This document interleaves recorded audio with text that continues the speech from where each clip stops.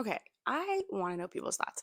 I just read this article as I'm sitting here on New Year's Day, just chilling in my jammies, getting comfy. I just read this. And let me tell you how I feel about this. This gives me ick.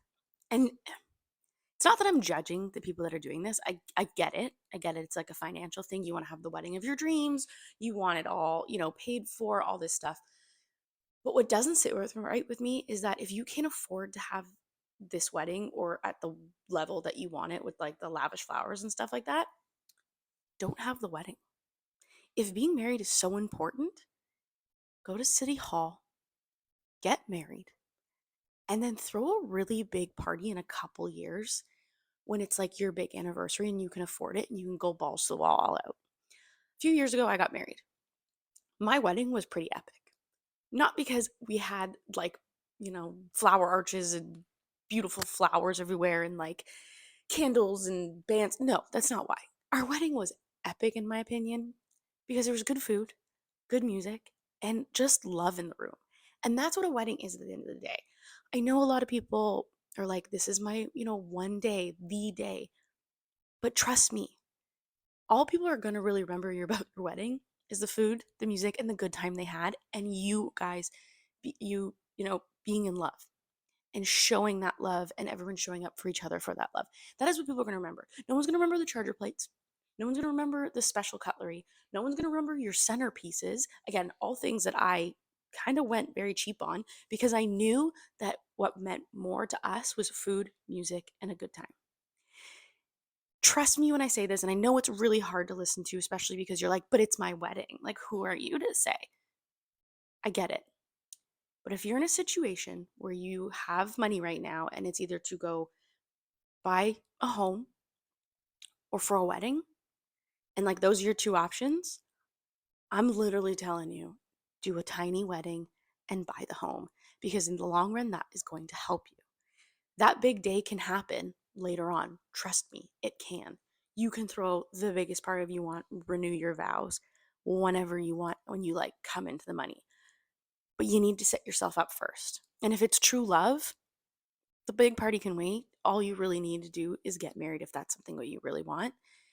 And this is just someone, a millennial giving you advice. And I've seen it all. And I've been a part of the big weddings. I've been a part of the small weddings. I've been a part of so many weddings. I've had a wedding. So I can give you this advice wholeheartedly. If you have to charge people to attend your wedding and then expect a gift, I'm sorry, but that just doesn't sit right. A wedding is supposed to be a happy occasion. And in my opinion, and this is my opinion. If you do whatever you want, I'm not telling you to, you know, no judge, no shame. I'm just saying, giving my opinion on how I feel in this and charging $75 to people after they RSVP is if you want to have a wedding and you want those people there, you should want them there your whole, like out of your heart. What am I trying to say? Out of the love and like support. Words are hard to say, but that's why you invite people to your wedding. It's not for gifts, it's not for monetary. It shouldn't be, anyways.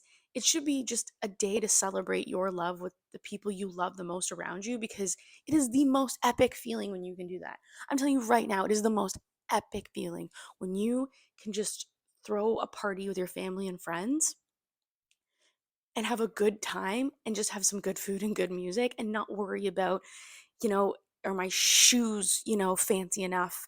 Um, do I have to buy the most expensive dress? Do we have all the luxurious flowers? Trust me, no one is going to remember this. And in a few years, you're probably going to forget those details too, because that's what happens. And my light just went out all over the place.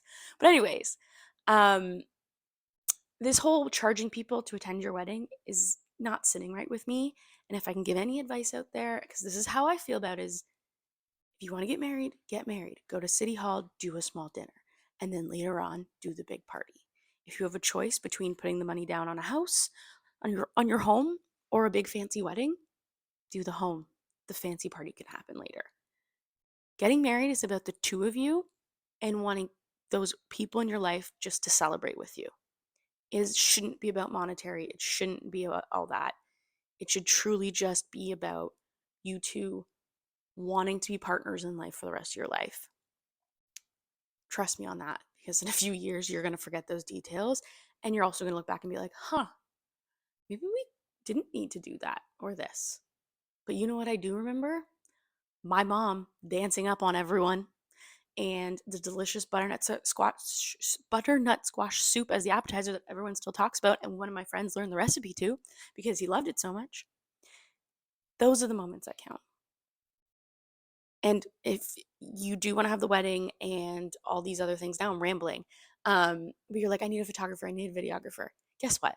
Everyone has phones. You can get photos done. And honestly, one thing you could do it cheap, now I'm just giving wedding advice, is look for starting out photographers. They want to work with you. They want to, get clients and get a good reputation. So they're going to do everything in their power to make sure that your day is special. But have a special day if you want one, but don't make it so big that you can't afford it that you have to charge your guests. And that is how I feel about reading this article. Have a great day. And I'm just going to keep letting people know how I feel. Happy New Year. Come on.